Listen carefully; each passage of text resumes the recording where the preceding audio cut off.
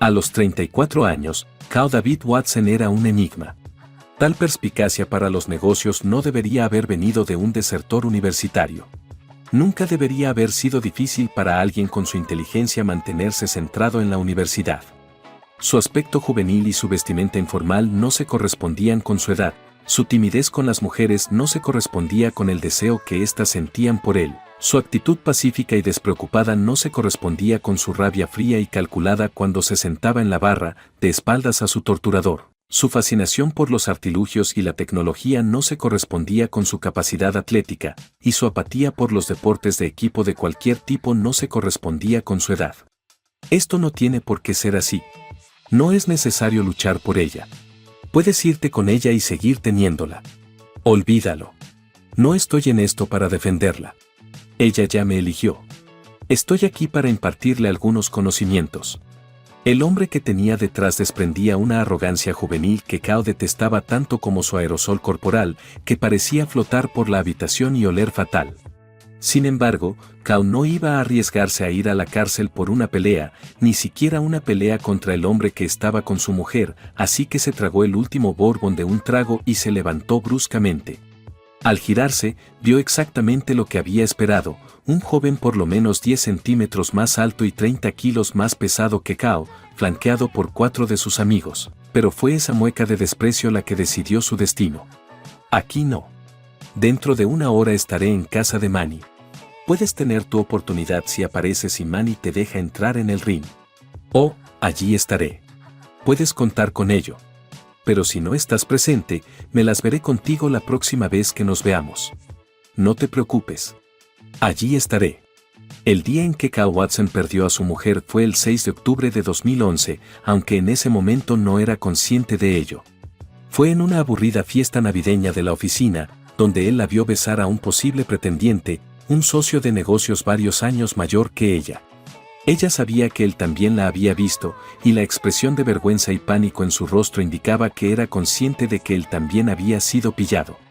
Esa misma noche, cuando rompió a llorar y a jadear mientras él estaba sentado en el sofá, ella se disculpó, lo que Cao consideró suficiente, y no volvieron a hablar del tema. Aunque fue un error, no lo sintió así en ese momento.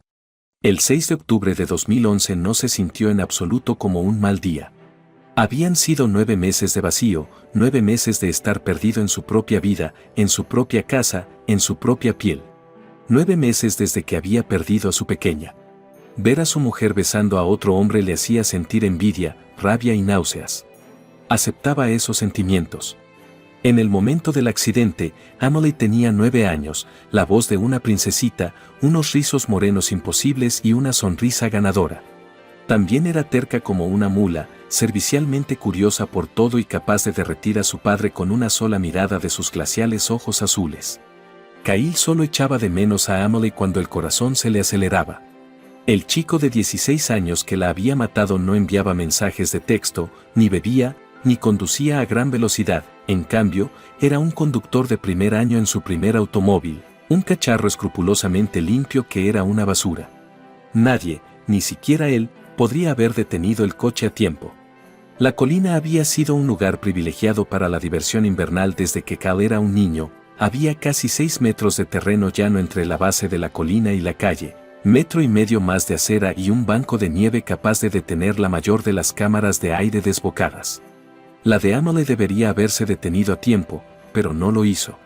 Los padres de Dana y Emily habían estado paseando en trineo en la primera nevada importante del año, 7 pulgadas de polvo inmaculado que habían allanado el camino hacia la muerte de su hija. Tardó solo unos segundos. Él y su mujer se preparaban para salir e intentaban decidir cuál era el mejor lugar para comer. Emily optó por correr hasta la cima de la colina y lanzarse en picado sobre su tubo, de cabeza. El padre de Dana, Charles Wetmore III, le había contado a Cal la macabra historia docenas de veces, disculpándose cada vez. Lloraba al recordar a Emily descendiendo la colina una y otra vez, subiendo cada vez un poco más alto, haciéndose cada vez más valiente con cada subida. A continuación, surgió una serie de escenarios hipotéticos, y si Emily hubiera sido mayor y pesara 2 kilos más, o si hubiera estirado la mano y tocado la nieve. ¿Se habría detenido su impulso? Solo el tiempo lo dirá. Sin embargo, la secuencia de acontecimientos que se produjo fue una exquisita sinfonía de gritos, chirridos de frenos, sirenas y lamentos, que culminó con la muerte de Emily Christine Watson a las 11:46 de la mañana del 6 de enero de 2011, un mes antes de su 10º cumpleaños. Cuando Kao se permitía enfadarse, el pensamiento de lo que podría haber sido casi nunca le calmaba. Emily había nacido 6 semanas antes de lo previsto, y los médicos habían llevado a su esposa, gravemente enferma, al quirófano solo el tiempo suficiente para que una única prueba demostrara que los pulmones subdesarrollados de Emily funcionarían en absoluto fuera del útero.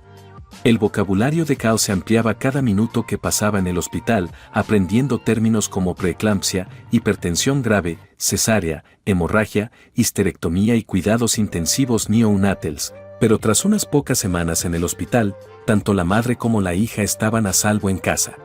Como Emily era demasiado pequeña para alimentarla, Kao preparó una jeringuilla y la alimentó dándole la punta del dedo meñique mientras le inyectaba la comida, lenta y laboriosamente, a través de un tubo de plástico. Este acto cimentó su vínculo familiar, madre, padre, hija, marido, esposa e hija. Los 9 años siguientes transcurrieron con rapidez y Kao disfrutó de cada segundo, así como del amor que recibía de Emily y Dana, que lo mantenían con los pies en la tierra, seguro e íntegro. Echaba de menos el hecho de que Emily no pudiera llamarle ni una sola vez, siempre era papá. Papá. Echaba mucho de menos esas cosas y esos sentimientos, echaba de menos volverse de su juego con Emily y encontrarse a su mujer apoyada en el marco de la puerta con una sonrisa satisfecha iluminándole la cara. Kyle sabía que las sesiones de terapia no estaban yendo bien y había esperado que Dana confiara en alguien acerca de sus sentimientos, y el consejero era su última esperanza. Aquel beso era solo una de las señales que habían dejado a Kyle intranquilo. Había intentado hablar sobre la adopción, sobre ser padres adoptivos, sobre aceptar el hecho de que él y Dana habían amado a una niña preciosa y ahora esa parte de sus vidas había terminado. Habían llorado. Tal vez no había sido suficiente, pero Dana seguía oculta tras su trabajo, y sus amigos del trabajo y sus borracheras, y otros comportamientos extraños. Kyle no podía expresar sus sentimientos con palabras. Miguel Manny Martínez era un pandillero reformado que trabajaba como gerente de un centro comunitario durante el día y dirigía el único centro de entrenamiento de boxeo y artes marciales mixtas de la zona por la noche. También era una bestia, medía 1,90 metros y pesaba 80 kilos de músculos macizos y esculpidos. Aunque la mayoría de las veces ocultaba los tatuajes que contaban la historia de su vida pasada, la pata de tigre y las garras que se curvaban alrededor de la base de su cuello estaban siempre visibles y servían como recordatorio constante de su pasado. No solo era el mejor entrenador de la zona triestatal, ya que los campeones de guantes de oro y las estrellas emergentes de las artes marciales mixtas solicitaban sus servicios, sino que Kao no iba a ser el último y el mejor. Tras la ceremonia de inauguración de los nuevos elementos de seguridad del Hyde Memorial Park, que incluían una valla de seguridad de 3 metros de altura, Manny fue a buscar a Kao.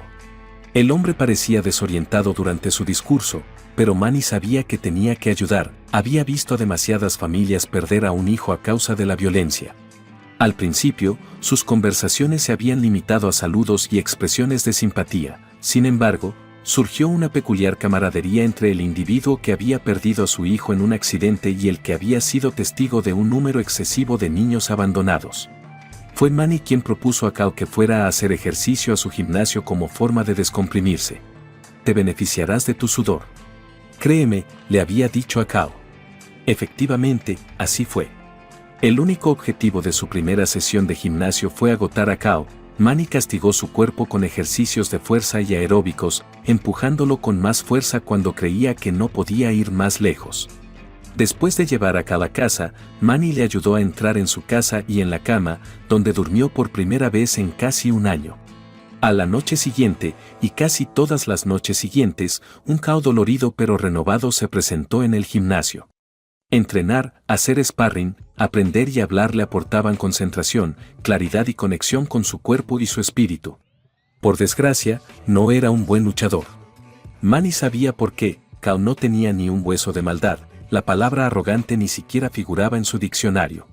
El cuerpo de un titán, el instinto asesino de un ratón. Aquella constatación hizo sonreír a Manny, que no había conocido a muchas personas realmente agradables en su vida. Era un cambio de ritmo bienvenido. Era tan lamentable y tópico que lo único que Kao podía hacer era reírse de la monotonía en que se había convertido su existencia, pero también le obligaba a mirarse al espejo y admitir que, sí, era infeliz. Al menos en eso ella había acertado. No siento que me esté divirtiendo, y al menos debería estar divirtiéndome, estando aquí fuera y tú ahí detrás. Sin embargo, no lo estoy. Tampoco puedes estar contento. No hay nada permanente en ello. Estaremos juntos si ese es nuestro destino, solo que no ocurrirá mientras estemos a esta distancia. Kyle pronunció las palabras en voz alta, o más bien las murmuró, más para sus propios oídos, para confirmar que lo que estaba oyendo era real. Kao, cariño, no es así. En absoluto. Dana, está bien. Pon tu avena salvaje y demás. Lo comprendo. Escucha, tengo que irme. Más tarde, podemos charlar. Kyle decidió que no importaba lo simpática o hermosa que fuera, ya no lo quería y punto. Por un momento se preguntó, por ridículo que le hubiera parecido a cualquiera que lo hubiera visto, si volvería a tener una relación después de haber perdido a su única novia seria. Dana Whitmore había sido la única novia de Kao. Para ser honesto, a pesar de tener un grupo inusualmente grande de amigos, de ambos sexos, Dana era una de las pocas personas con las que realmente se sentía cómodo. Cuando Kao abandonó la universidad, tenía 20 años y empezaba el penúltimo curso. Todo el mundo decía que estaba loco, y aunque él aceptaba que probablemente tuvieran razón, no se atrevía a levantarse de la cama por las mañanas. Odiaba las clases y no podía creer que algunos de sus compañeros se hubieran graduado en el instituto. Sabía que no se sentía cómodo ni aprendía nada relevante para el mundo real, y pensaba que en el peor de los casos se tomaría un semestre sabático, perdería la mitad de la matrícula y volvería a intentarlo más tarde. Nunca le preocupó. No era habitual que alguien pasara de un humilde puesto administrativo a la parte técnica de la casa, pero empezó su carrera en la sala de correo. Apenas llevaba un mes en su nueva vida cuando el hombre colgó el teléfono para dar rienda suelta a sus frustraciones. El cliente estaba furioso, exigía un contrato de $250,000, una nueva plataforma de software y equipos para ejecutarla. Debería haber sido sencillo, pero ahora recibían quejas diarias por imágenes distorsionadas en sus pantallas. El departamento técnico había revisado las especificaciones del trabajo en numerosas ocasiones y la plataforma se había probado una y otra vez, sin ningún problema. Son sus monitores, no nuestro hardware ni nuestro software. Después de dejar un paquete, Kao salió por la puerta sin prestar atención a lo que se decía, sin hacer comentarios a nadie más que a sí mismo, por lo que se sorprendió cuando el hombre le llamó para que volviera a la oficina. A lo largo de los siguientes 30 minutos, Kao le explicó el artículo que había visto en la revista el mes pasado sobre problemas de compatibilidad entre los monitores y las tarjetas de video de dos empresas diferentes. El artículo se le había quedado grabado en la mente porque ambas empresas eran conocidas por fabricar productos de alta calidad y le parecía divertido que sus productos no funcionaran bien juntos. Kyle era encantador e ingenioso, y conocía detalles que superaban su nivel de experiencia. Cuando el hombre le pidió una explicación de cómo y por qué sabía tanto, Kao no tuvo ninguna. No estoy seguro. ¿Un persistente ataque de friquismo? Fue la gota que colmó el vaso. Su nuevo supervisor se rió hasta llegar a recursos humanos. A la semana siguiente, Kao empezó a trabajar en el servicio de asistencia técnica. 6 meses después, le ascendieron a técnico jefe. 6 meses después, tuvo su primer contacto con el liderazgo de proyectos. Su liderazgo inherente, su seguridad en sí mismo y su genuina capacidad para conectar con la gente brillaron con luz propia, pero lo que realmente llamó la atención de sus superiores fue su capacidad para identificar problemas complejos y aportar soluciones creativas y viables. Kyle consiguió convertirse en el jefe de proyecto más joven de la historia de la empresa. Sus compañeros estaban asombrados por su logro, su jefe estaba asombrado y aún se reía cada vez que le contaba la historia de cómo el chico que le llevaba el correo había salvado su reputación. Adquirió una casa, un coche y un perro, y le sobraba el dinero. Antes de que ella llegara, una arbitraria tarde de junio, Kao se sentía un poco vacío a pesar de que los 2 años anteriores habían sido los mejores de su vida. Estaba sentado en el porche de su casa. Una vez, aproximadamente un mes después de su ruptura, ella intentó llamar a Kao, pero él dejó que la llamada saltara al buzón de voz y borró su mensaje antes de escucharlo. Kyle se sentó en la entrada de su casa, con el coche en marcha, y se quedó mirándola fijamente durante mucho tiempo. Le abrió la puerta, no dijo nada, le sirvió un vaso de zumo de naranja, se sirvió un vaso de agua helada y se sentaron a la mesa de la cocina a sorber sus bebidas, sin decir nada durante un tiempo insoportablemente largo, Cao sin saber qué decir, Dana titubeando varias veces antes de poder pronunciar las palabras. Cao, eso fue lo peor que he hecho en mi vida. Tuve algunas citas. 2 veces con un chico. Lo siento mucho, Cao, pero te juro que nunca dejé que nadie más. Nunca hice. Antes de que pudiera terminar, él la estaba besando apasionadamente al otro lado de la mesa. Dana intentó disculparse varias veces más en el transcurso de las 48 horas siguientes, pero nunca llegó a terminar su reflexión. Emily llegó 1 año después y se casaron en menos de 9 meses. Habían pasado 3 meses desde aquel beso incómodo y las cosas habían mejorado. Parecía que Dana le estaba dando a Cal una muestra de su relación anterior, llena de amor, juegos y atenciones, pero se negaba a hablar de nada significativo o verdadero. Tal vez ella no era consciente de que Cal podía oírla sollozar en la ducha, o de que de vez en cuando miraba a la pared o perdía el hilo en medio de una conversación, pero él podía verla, y temía que todas sus esperanzas se basaran en una fachada. Necesito su ayuda, doctor. Después de que Dana interrumpiera bruscamente la sesión y saliera corriendo del despacho, se había producido un breve periodo de quietud. No fue más que un beso íntimo. No tenía sentido entonces y no lo tiene ahora. Lo decía en serio cuando dije que lo sentía. Supéralo. Pero cuanto más lo pensaba Cal, más ansioso se ponía. Después de todo, al menos lo estaban discutiendo. Hago todo lo que puedo para ayudarte a ti y a tu esposa, Cal. Doc, soy consciente de ello. Y gracias por eso también. De verdad. Y aquí estamos, teniendo una conversación. Y eso es algo positivo, espero. Y soy capaz de aceptarlo. Si es necesario, puedo aguantar con las uñas. Puedo soportar que me apoyen y que me traten mal mientras observo, espero y soy paciente, o cualquier otra cosa, en realidad. Quiero que vuelva porque la adoro. Pero necesito tu ayuda. Era todo lo que le quedaba a Cal, aunque no era un llorón, no era un bebé y no estaba acostumbrado a suplicar. Si me informas de que está mejorando, aceptaré tu credibilidad. Cualquier cosa serviría, incluso una pequeña victoria o un rayo de optimismo. Cualquier cosa. Dígame que la ha visto. Dígame si lo ha hecho, por favor. Ha estado visitando su lugar de trabajo 1 vez a la semana durante los últimos 3 meses. Por lo tanto, algo debe existir, ¿correcto? Algunas señales. Quizás ha hecho alguna declaración o ha tomado alguna medida. Cualquier cosa me sirve. Cualquier cosa. Pero necesito algo, por favor. Necesito su ayuda. El Dr. Harris se debatía entre violar o no la confidencialidad médico-paciente en este caso, porque Cal no tenía buen aspecto en su desesperación, y él no podía proporcionar ningún consuelo al hombre destrozado que estaba sentado en su despacho. A lo largo de los años, había tratado muchos casos de adicciones, infidelidades y enfermedades mentales, pero ninguno tan trágico como este. Siento no poder hacerlo, éticamente. Kyle suspiró tan profundamente y durante tanto tiempo que parecía que su alma intentaba salir de su cuerpo. Me temo que no podría compartir esas cosas contigo. E incluso si pudiera, no podría darte lo que me pides.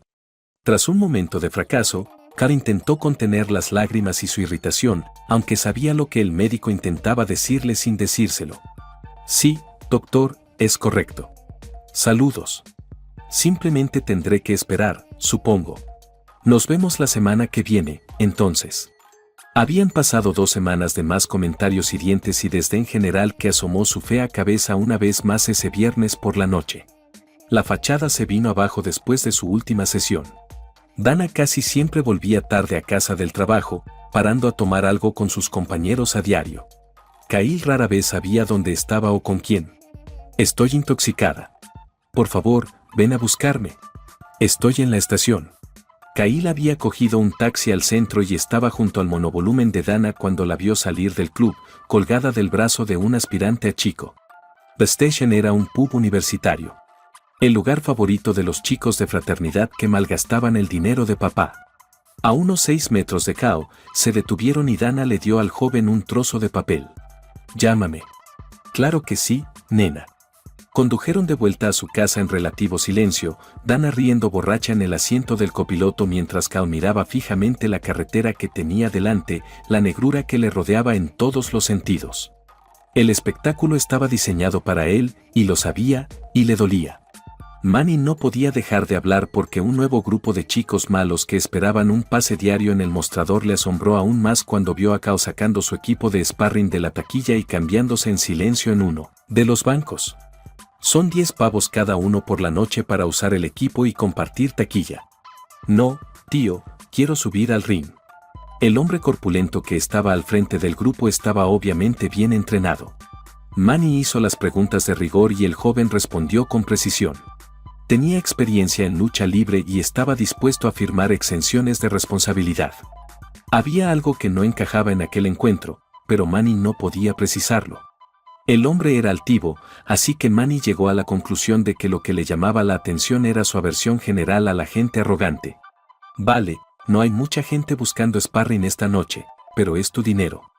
Oh, estoy seguro de que alguien me dará una oportunidad, José. Manny respondió, sí, imbécil. Kyle se sentó solo en un banco con la cabeza entre las manos mientras todos los demás en el gimnasio estaban del mismo buen humor que de costumbre. Por supuesto, hubo algunos insultos, algunos lanzamientos de toallas y una batalla de agua.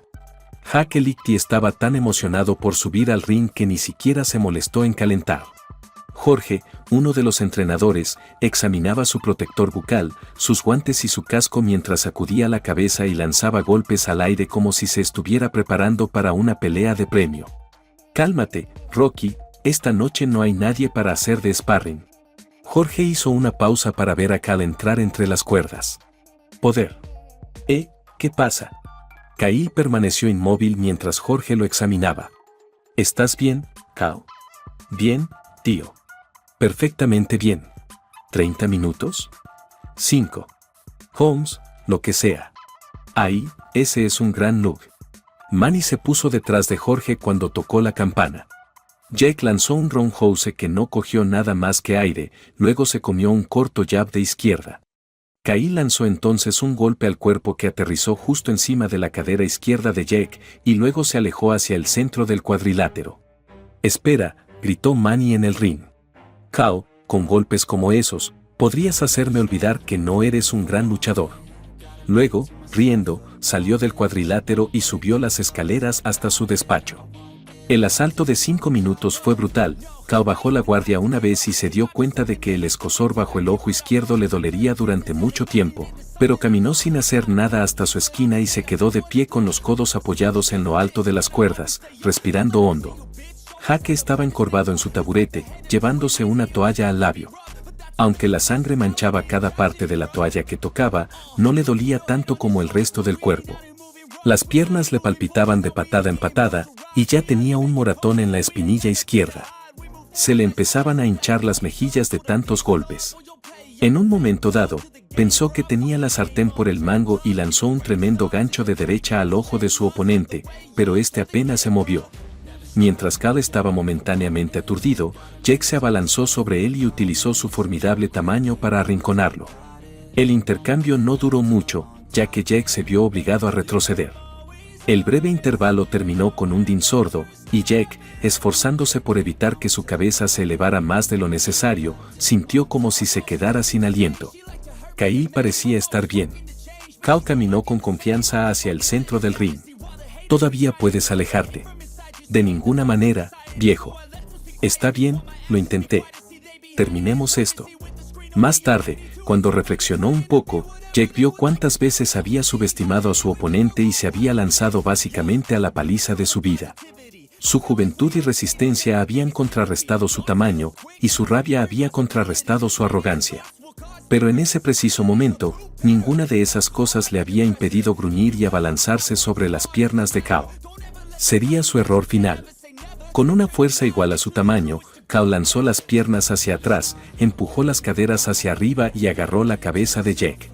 El repentino cambio de impulso hizo que Jack cayera al suelo, aterrizando de espaldas, y Cal le siguió rápidamente, como un poseso. «Mamá». «Manny», gritó Jorge, que había hecho todo lo posible por escuchar la charla y empezar a pedir ayuda en cuanto se dio cuenta de lo que pasaba, pero ya era demasiado tarde. Jack intentó cubrirse la cara de los duros puñetazos de Cal con las manos, pero fue en vano. Los golpes se sucedían uno tras otro. Cuando Jack se rompió la nariz y la sangre salpicó el suelo, levantó la mano para apartar a Cal, y ahí se acabó todo. Manny bajó corriendo las escaleras justo a tiempo para oír el chasquido, el grito aterrador, y entonces empezó el llanto. Kyle agarró la muñeca de Jack, giró las caderas y juntó el brazo de Jack entre sus piernas. Su pantorrilla izquierda empujaba contra la garganta de Jack, sus pies, cruzados por los tobillos, presionaban contra el pecho de Jack. Kyle empujó sus caderas en el aire y sus hombros hacia la colchoneta. Al salir del ring con gesto adusto, Cal tiró su equipo en su taquilla, dobló su ropa en los brazos y abandonó el gimnasio. No se sentía mejor, pero tampoco horrible. Dana deseaba a un hombre que ignorara a su cónyuge, que fuera incapaz de mostrarle respeto y que no le tuviera miedo. Luchó por localizar su llave e introducirla en la cerradura mientras su cuerpo se apretaba contra la puerta. Ni siquiera se había molestado en comprobar si había alguien cerca, ya que sus pechos en sujetador estaban a la vista de todo el mundo en su elegante barrio de las afueras. Cal ahogó la risa cuando Emily, que solo tenía 4 años, empezó a espiar a su madre. «Papá. Papá. A mamá hay que darle unos azotes. También ha quitado todas las flores y los dientes de león. Papá, todas. Usando un Mr. PSSSSHHHH. Y el olor era horrible». Mirando a Dana, con el fuego en los ojos haciendo que a Dana se le doblaran las rodillas mientras murmuraba, Cal se había agachado para darle un abrazo a Emily. «Hablaremos de tus azotes más tarde, mami. Ag. Ha sido fantástico». Dana sintió que la voz de Jack le arrancaba recuerdos perfectos de la mente y ahora sabía que todo lo que quería estaba mal. «Levántate. Debemos irnos. Ahora mismo». Aunque Dana no había faltado a su cita habitual con el Dr. Harris, Cal no estaba demasiado preocupado. La recepcionista le había informado a Cal que Dana había abandonado el consultorio, aduciendo su falta de energía. Kyle se preguntó si Dana estaría sufriendo otra resaca. No era como si vivieran en un barrio plagado de delincuentes ni nada por el estilo, pero era mucho pedir que cerrara y echara el cerrojo. A Cal seguía irritándole que la puerta del garaje estuviera abierta, pero al menos sabía que Dana había estado en casa, ya que sabía que estaba cerrada cuando se marchó a la oficina aquella mañana. Que la puerta principal estuviera abierta también le ponía de los nervios. ¿En qué estaría pensando Dana y dónde estaría ahora? Levantó la mano para aflojarse la corbata a mitad del pasillo y vio que la puerta del fondo estaba entreabierta y que el sol del mediodía la enmarcaba intensamente. Fue entonces cuando se dio cuenta de que había algo en el suelo. Fue entonces cuando se preocupó, volvió sobre sus pasos hasta la entrada del pasillo y miró el trozo de tela que había pisado la primera vez. Habiéndose despertado de una pesadilla, Dana estaba en pleno modo pánico y miró su reloj una vez más. Solo quedaban 2 horas para que Cal llegara a casa, tiempo apenas suficiente. Se detuvo en el camino de entrada, sin darse cuenta de que la puerta del garaje estaba cerrada, y se le cayeron las llaves al intentar abrir la puerta principal, preguntándose por qué tenía tantos problemas. Salió corriendo, rozando el pasillo y la habitación, se despojó de la ropa de cama, cerró la puerta y corrió de nuevo por ella, dejando caer el objeto que sostenía sobre la mesa del comedor y comenzando a quitarse la falda y la blusa, arrojándolas al montón antes de darse cuenta de lo que le faltaba y correr, de nuevo hacia el pasillo y mirando a su alrededor. «Adelante, por favor. Date prisa. Imbécil. ¿Estás intentando encontrar esto?» Dana levantó la vista, sobresaltada, cubriéndose por reflejo.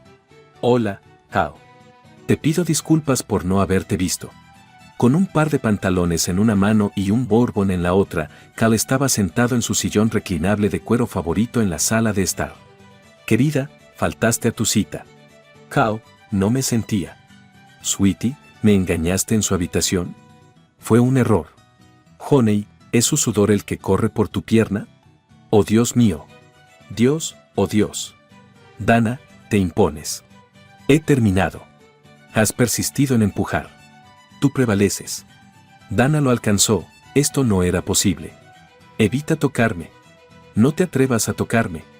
Ni una sola vez en sus 10 años de matrimonio, ni una sola vez en sus años de noviazgo en la escuela secundaria, ni una sola vez en sus años de amistad en la escuela secundaria, ni una sola vez cuando ella lo había dejado para ir a la universidad en la costa oeste, ni siquiera cuando ella le había dicho que sentía que debían ver a otras personas mientras estaban tan lejos.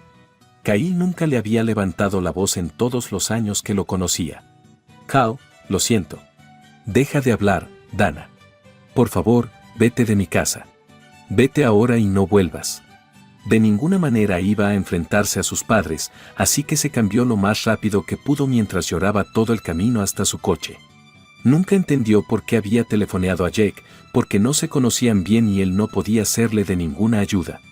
Lamentablemente, él cogió su llamada y simplemente era demasiado ingenuo para reconocer cuando era apropiado que la dejara sola. Dana sabía lo que iba a ocurrir cuando Kyle no se presentó a su siguiente cita con el psicólogo y, esa noche, hizo una emotiva confesión al Dr. Harris que marcó el comienzo del arduo y difícil proceso de enfrentarse a sus demonios y trabajar para curarse. 2 semanas más tarde, Kyle la llamó para informarle de que la demanda de divorcio estaba en camino, por lo que el agente judicial la encontraría en casa en lugar de en el trabajo. Una vez más, mientras estaba con unos amigos viendo una película en el cine del centro, Dana vio a Jake, con el brazo escayolado, enormes moratones alrededor de los ojos. Y nunca había visto a nadie darse la vuelta y alejarse de ella tan rápidamente, y mucho menos a alguien que obviamente había tenido un accidente de coche no hacía mucho tiempo. Tras semanas de negociaciones con el fiscal del distrito, Kyle se declaró inocente de un delito menor de alteración del orden público. Era consciente de que las personas que pegan a otras suelen acabar en la cárcel, pero tuvo suerte de que le aceptaran en un programa de desvío previo al juicio para delincuentes primerizos, que le obligaba a seguir viendo a un consejero. Ya estaba viendo al Dr. Harris, así que en realidad no cambiaba nada y, tras 6 meses de sesiones y 1 año de libertad condicional, se borrarían sus antecedentes. Manny le impuso un castigo mucho más severo, 10 horas semanales de servicio comunitario en el centro juvenil y 1 año sin acceso al gimnasio. A pesar de ello, Manny siguió entrenando a Kyle en su garaje los fines de semana y durante su primer mes de sesiones privadas, Kyle estaba bastante seguro de que Manny estaba intentando llevar a cabo una sentencia de muerte autoimpuesta. No es que las estanterías de cerezo oscuro, las mesas y los sillones de cuero le parecieran cálidos y reconfortantes a Kyle, pero se sentó allí de todos modos. No era su primera elección como lugar para mantener una conversación, pero era todo lo que tenía. Tras 10 meses de discusiones, Dana finalmente aceptó las condiciones del divorcio y pidió un último cara a cara con Kyle antes de firmar. Rememoraron los bellos momentos que habían compartido con su pequeña durante su breve vida en la tierra y hablaron de la muerte de Emily y de cómo les había afectado, quizá por primera vez. Kyle, solo quería que supieras que siento mucho todo lo que te he hecho pasar. Lo digo en serio. Tienes todo el derecho a estar molesto conmigo. No tengo ninguna justificación. Sin embargo, he recorrido un largo camino en la terapia, sé lo que salió mal y prometo no volver a hacerte daño. Y si me dieras otra oportunidad para amarte y para que volviéramos a ser pareja, haría cualquier cosa, lo que fuera. Aunque, para ser sincero, lo había pensado más de lo que nunca lo habría hecho. Kyle se sentó en silencio durante 1 minuto para ordenar sus pensamientos, aunque sabía que por ahí iba la charla. ¿Lo entiendes, Dana? ¿Crees en mí? De verdad. Y tienes mi amor eterno. Eso es seguro. Supongo que mi amor por ti siempre ha estado ahí, y no veo que vaya a cambiar de verdad. Fuiste parte de los 3 días más felices de mi vida. El día que te casaste conmigo, el día que me diste a Emily y el día que me estabas esperando en mi porche cuando volviste de la universidad. Aprecio esos momentos, y me alegro de tener los recuerdos que atesorar y poder compartirlos contigo para siempre. Nada puede hacer que dejes de ser el amor de mi vida y mi primer amor. ¿Recuerdas cuando hicimos el amor por primera vez? Nunca olvidaría esa noche, Kyle. Soy consciente. Pero no es eso lo que quería decir. ¿Recuerdas nuestro nivel de ansiedad? 2 niños nerviosos, corriendo entre las sombras. Fue tan lamentable, Dios. Dana soltó una carcajada. Soy consciente. Eso es realmente exacto. Y recuerdo que estabas tan mal y yo tenía tanto miedo cuando estabas embarazada y yo estaba en el hospital en reposo. Recé fervientemente por tu seguridad. Porque sabía que no podía quererte más de lo que ya te quería y que no podría vivir sin ti. Después de traer a Emily a casa, me hiciste comprobar 4 veces el asiento del coche y me prohibiste superar los 25 kilómetros por hora. Y me di cuenta de que realmente podía quererte más y de que me había equivocado. Y lo hice. Esos son los recuerdos que llevo conmigo cada día y que me hacen sonreír. Pero entonces me doy cuenta de que la mitad de mi corazón murió cuando Emily falleció. Y de lo mucho que te necesitaba. Y por alguna razón que aún no entiendo, me culpaste de su muerte. Sufrí castigo tras castigo de tu parte, no consuelo en tu abrazo. Por un percance. Por algo que nunca hice. Y después de eso, me trataste irrespetuosamente, me humillaste y me avergonzaste. Y dudo que alguna vez pueda comprender por qué. Así, siempre, siempre te detestaré por eso, por mucho que te quiera, que te quiero, o por muchas veces que te perdone, que te he perdonado, aunque sea muy poco. Desgraciadamente, sé que eso es cierto, y creo que tú también, por muy triste que me ponga. Sí, sí, lo sé. Dana, ¿en su habitación? En otro lugar que no sea su habitación. Dana le dio a Cal un suave beso en la mejilla y firmó el papeleo mientras sollozaba, dejándole con la duda de si se habría despedido si se hubiera dado cuenta de que ella se mudaba de nuevo a la costa oeste y él no volvería a verla. Un año después, el día en que Emily habría cumplido 12 años, Cal estaba sentado a la sombra de los enormes robles, como hacía todos los meses. Hoy te he traído flores. Son las flores favoritas de la señora Johnson, me dijo en la floristería. Pensé que te gustarían más, a pesar de que San Valentín se acerca rápidamente y las rosas parecen estar en todas partes. Ya me entiendes, para ser única. ¿A quién le hablas? La pequeña niña de repente cayó de rodillas justo al lado de Cal, sobresaltándolo. Estaba hablando con mi hija. Como mi padre, está en el cielo. En efecto, está en el cielo, de verdad. Mi madre también habla con mi padre. Pero mientras están charlando, ella empieza a llorar mucho, así que pensé en ir a dar un paseo. ¿Le diste esas flores? Sí, se las regalé. A Emily le apasionaban las flores. A mí también me gustan las flores. Algunas están en mi vestido. ¿Lo ve? Le mostró su vestido tirando de su dobladillo con sus deditos regordetes. Existe una. Además, hay una. Desconozco el número.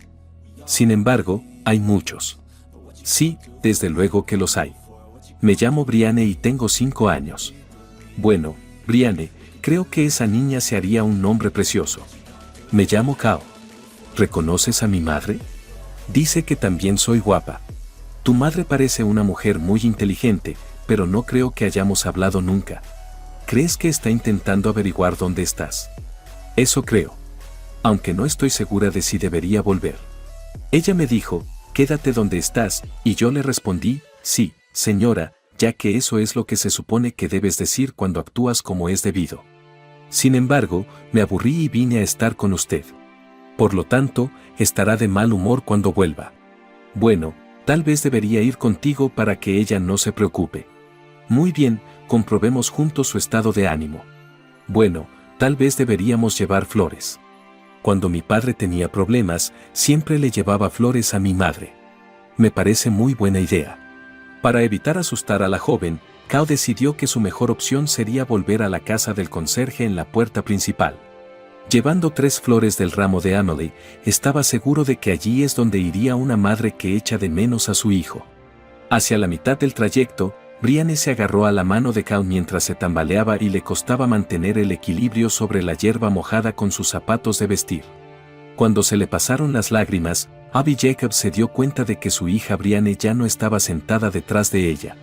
No tenía intención de perder el control y volver a derrumbarse. Después de todo, había pasado más de un año, pero las dificultades económicas la habían obligado a trabajar 60 horas a la semana y a duras penas llegar a fin de mes. Había suplicado a su marido que vendiera la moto, pero él nunca lo había hecho, y su frustración y rabia habían vuelto a desbordarse. Rápidamente se asustó y empezó a rastrear frenéticamente los alrededores de las lápidas en busca de cualquier indicio de su hija. Mirando a lo lejos, Abby vio a Brianne sentada de rodillas en la hierba, hablando con un hombre. Le sorprendió ver que su cacahuete se había aventurado tan lejos y que realmente estaba hablando con él. Brianne se había retraído casi inmediatamente después de la muerte de su padre en el accidente, negándose incluso a estar cerca de un hombre, ni siquiera de su abuelo. Abby rió en silencio al darse cuenta de que aquel vestido pronto haría juego con todos los demás, con manchas gigantes de hierba a la altura de las rodillas. Abby se sintió obligada a bajar corriendo a buscar a su hija, pero no percibió ninguna amenaza por parte del hombre, así que los observó atentamente. Unos minutos más tarde, los dos emprendieron el regreso hacia ella, pero no creyó que se hubieran fijado aún en ella. Cuando se acercaron, una lágrima brotó de sus ojos y Brianne le cogió la mano, sonriendo y riendo mientras se ponía los zapatos de vestir. Por desgracia, Brianne no sonreía mucho últimamente, y Abby siempre se sentía cálida y confusa cuando veía aquella sonrisa.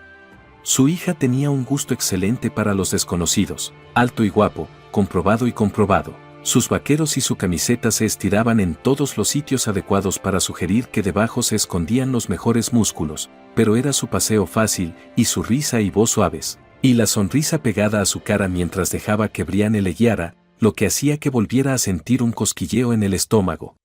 Aquellas deliciosas sensaciones que había reprimido mientras lloraba y sobrellevaba su dolor. Cuando estuvieron aproximadamente a 6 metros de distancia, Kao se dio cuenta de que la mujer los observaba, pero habló en cuanto lo hizo. «¿Este es el tuyo? Dios mío. ¿Por qué te has extraviado, Brianne?» La mujer corrió hacia la niña y se agachó para abrazarla apasionadamente. «Mami, me estás aplastando las tripas. Jovencita, no vuelvas a hacer eso». La joven parecía tener unos 20 años, según la estimación de Kao. Sus rizos rubios, sus ojos verdes y su parte mona hacían juego con su voz severa. Se dio cuenta de que había estado mirando la radiante sonrisa de Brianne solo cuando sintió un tirón en la pernera de su pantalón. «Tenemos un problema». «Iuas a las flores», murmuró ella un poco demasiado alto. De acuerdo. Soy Kao Watson». «Hola». Kyle extendió la mano y la agarró, encontrando difícil soltarla. «Jacobs, Abby. Te agradezco que hayas salvado a mi hijo». «Oh, no fue tan difícil. Esto es para ti, supongo». «Vaya, gracias, Kao Watson». «De nada, Abby Jacobs». «Tengo hambre», dijo Brianne. Brianne se unió para que Abby no se sintiera excluida, y Kao no pudo evitar soltar una risita. «¿Puedo invitarlas a almorzar, señoritas?» Con una sonrisa, Abby levantó la mano para tocarse la cara y asegurarse de que estaba allí. «Sí, creo que nos gustaría mucho».